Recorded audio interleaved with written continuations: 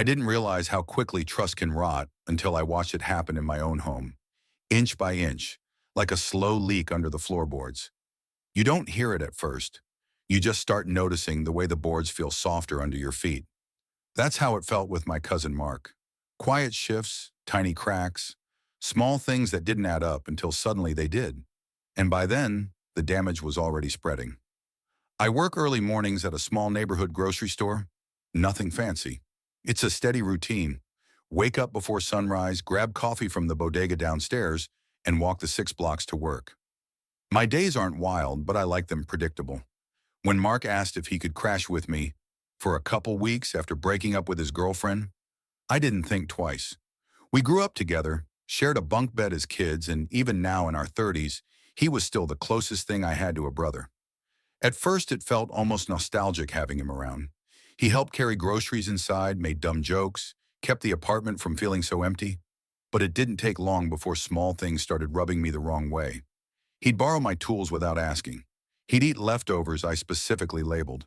He'd leave the bathroom counter soaked even after I told him twice to wipe it down. Annoying, sure, but not unforgivable. What started to bother me more was how jumpy he got whenever I walked into the living room. He'd slam his laptop shut or tilt his phone away from me. Once I came home from work earlier than usual and found him sitting on my couch with a stack of envelopes. My envelopes, opened and scattered like playing cards. When I asked what he was doing, he said he was tidying up. Except he never tidied anything in his life. The mail thing stuck with me. My bills had always been delivered predictably, but suddenly a few statements didn't show up. I told myself I probably misplaced them, even though that had never happened before. I figured I was overthinking, maybe being dramatic about petty stuff.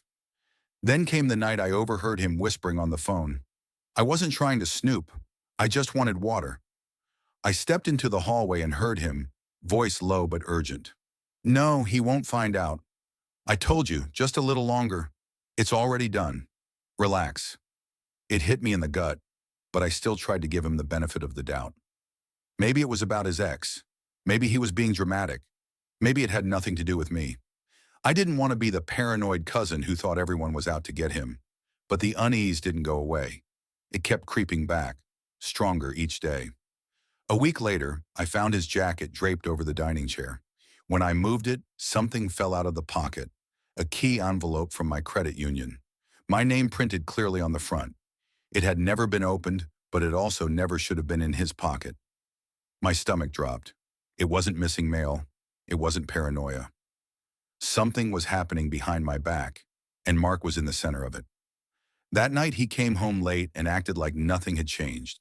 He tossed his keys on the table, opened the fridge, and cracked open a soda. Meanwhile, I sat on the couch pretending to be half asleep. He didn't even look at me. He hummed to himself as he walked to the bathroom, completely unaware that I'd spent the past hours staring at that stolen envelope, replaying every tiny moment I'd brushed off. I didn't say anything. Not yet. But that was the moment the soft floorboard finally snapped under my foot. The moment I knew something was deeply wrong. The moment I realized I needed to pay attention. Because betrayal doesn't show up wearing a mask. It shows up wearing your spare hoodie, sleeping on your couch, and calling you bro.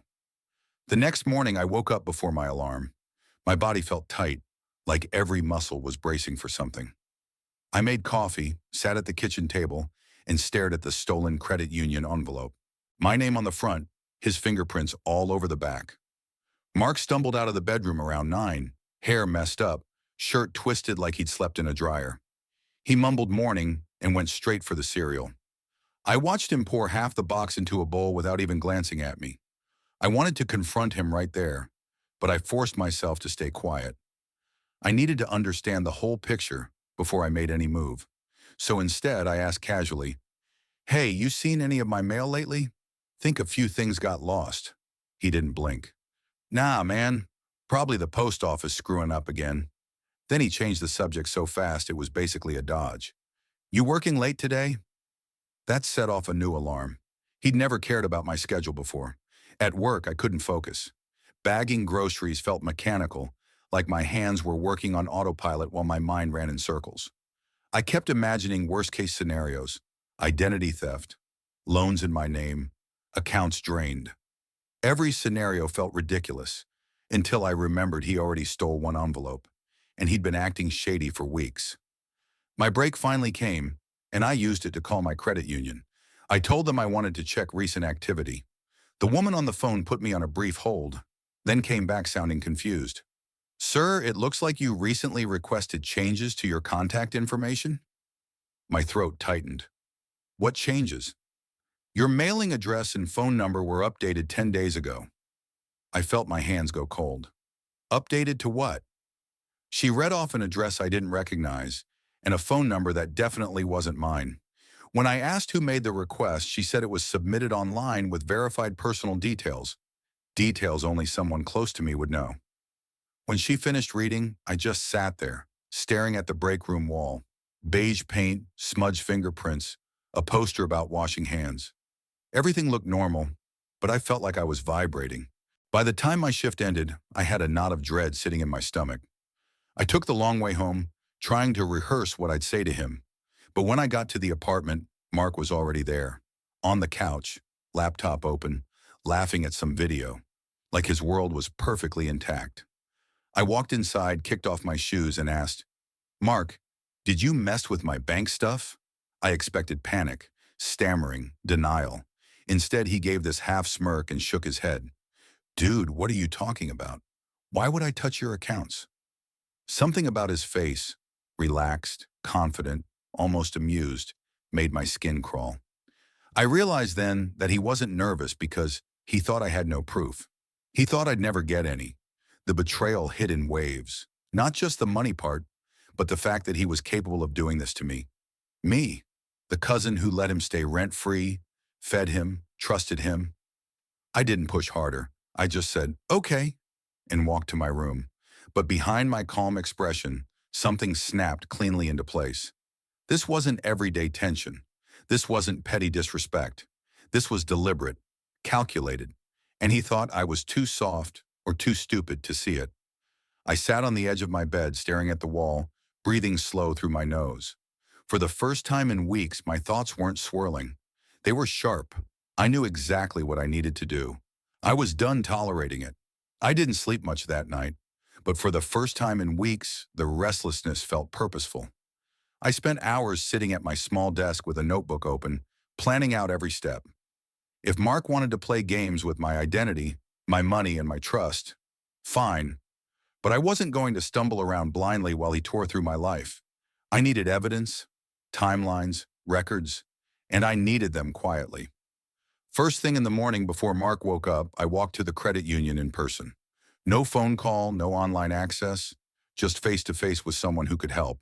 I explained the situation carefully, leaving out the part where my own cousin was almost certainly behind it. They froze the account, restored my correct contact information, and gave me copies of every recent request and login attempt. Printed, stamped, official. That alone would have been enough to shut him down. But I wasn't interested in just ending the problem. I wanted him to understand exactly what he'd done and face consequences that didn't involve shouting matches or dramatic scenes. When I got home, Mark was still asleep. Typical.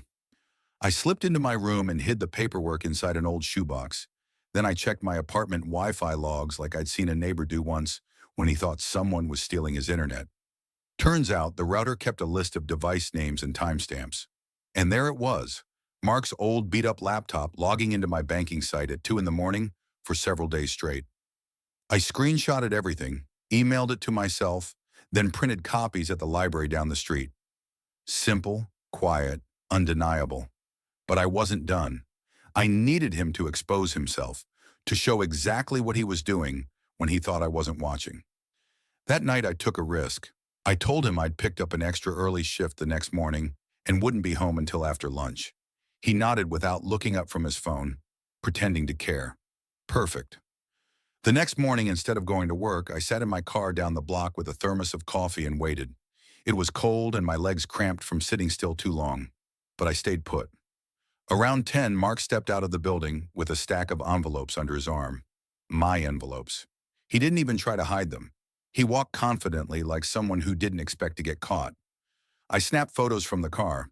Him leaving the building with my mail, him unlocking his ex's old mailbox 2 streets over, him sliding my envelopes inside. I didn't know why he was using her address, but the evidence didn't need interpretation. It just needed to exist. Once he went back inside, I waited another few minutes before slipping out of the car and following the route he'd taken. When I looked inside that mailbox, my heart thumped hard. At least a dozen letters with my name sat in there. Bank statements, notices, even a new debit card. All stashed in someone else's mailbox like he was creating a second identity for me. Or for himself. I photographed everything. Carefully, clearly. By the time I got back to the apartment, Mark was in the kitchen making a sandwich, acting like the world was fine. I walked past him without a word, feeling oddly calm. This wasn't the moment to confront him. Not yet. Because revenge isn't a dramatic movie scene. It's a slow process of letting someone trap themselves with their own choices. 2 days later, I took the whole bundle, printed logs, photos, statements, to the local police desk. Nothing theatrical. I simply explained that someone had been tampering with my mail and attempting to access my financial accounts. I gave them Mark's full name only when they asked for it. The officer took everything seriously.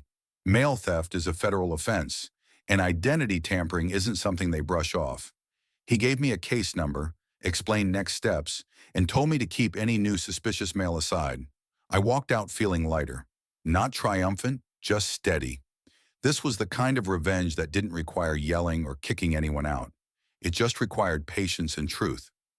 Now it was only a matter of time before the fallout hit, and I didn't have to lift a finger. I didn't expect things to unravel so fast. Honestly, I thought it would take weeks before anyone followed up. But 3 days after I filed the report, everything came crashing down in the most ordinary way possible. It was a Thursday afternoon. I'd just gotten home from work, still in my apron, sore feet and all. Mark was on the couch, controller in hand, shouting at some game like he didn't have a care in the world. He barely glanced at me when I walked in, but I noticed something off. The same stack of my mail sitting half hidden under a throw blanket beside him. He wasn't even trying to be subtle anymore. Around 6, there was a knock on the door. Sharp, official, the kind that makes the air in the room go still. Mark paused his game and looked at me like I should know who it was. When I opened the door, 2 officers stood in the hallway. "Are you Mark Turner?" one of them asked, scanning the room past me. Mark froze, completely. His face went blank, then confused, then nervous in a way I had never seen before. Yeah, that's me," he said, voice cracking slightly. They stepped inside and explained they needed to ask him some questions about mail tampering and possible identity misuse. They were calm, polite, nothing dramatic, but the words hit like a hammer. Mark tried to laugh it off, throwing me a quick look, waiting for me to jump in and save him. I didn't. They asked to see his laptop. He hesitated, then handed it over with shaky hands. One officer opened it and scrolled while the other asked simple questions.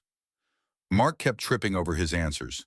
Wrong dates, bad excuses, half-truths. The more he talked, the deeper he sank. Then the kicker.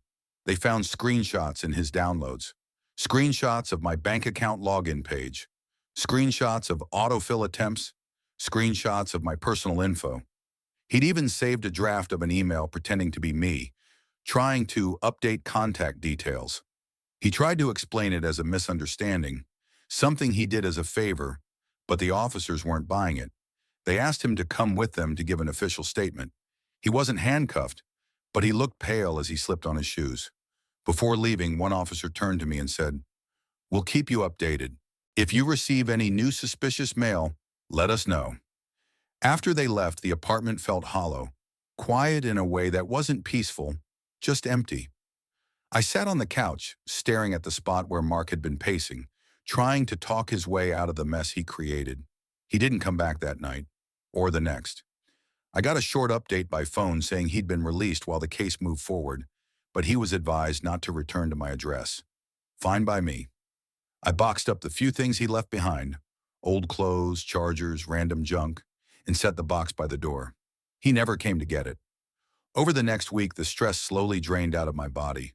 I went back to work, kept the apartment clean, and finally slept through the night without waking up to imaginary noises or checking if my wallet was still in the drawer. Life felt normal again, steady, mine. A few days later, I got a letter from the credit union confirming every account was secure and no unauthorized withdrawals had gone through. I even opened a fresh account just to be safe. Standing there in the lobby, paperwork in hand, I felt something like relief mixed with anger that had finally burned out. Letting Mark stay had come from a place of trust and loyalty. He twisted both. And the revenge I ended up with wasn't loud or dramatic. It was simply letting the truth reach the right people, letting him face the consequences he created. I didn't need to scream or punish him myself. I just needed to stop protecting him. In the end, the real closure came from realizing something important. Blood isn't an excuse. Family doesn't get a free pass to betray you just because you share a last name or childhood memories. Trust is earned, not inherited. And once it's broken, the only way forward is away.